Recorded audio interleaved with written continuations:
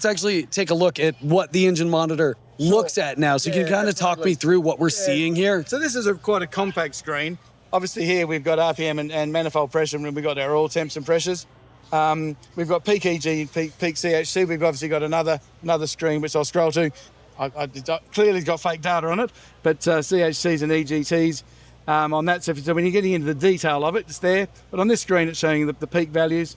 We're showing here obviously the fuel flow and the total fuel totalizer, so what we've used since reset. We're showing the fuel quantity. We've got 2 tanks on this, but there is, like I said, there is 4 tanks available, and so you can see this is in litres.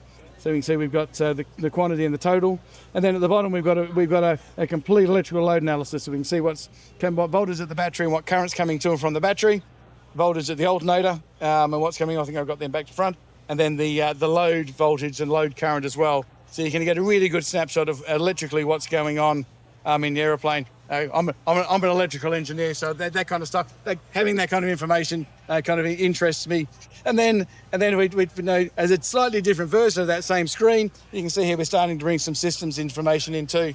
So we've got flaps, and we've got the landing gear in theory on either on the way up, on the way down. I'm not quite sure, but you can see we've got flaps 10 and the temperature above it. So a variety of different options, and then a really simple instrument here with just RPM, manifold pressure and fuel flow.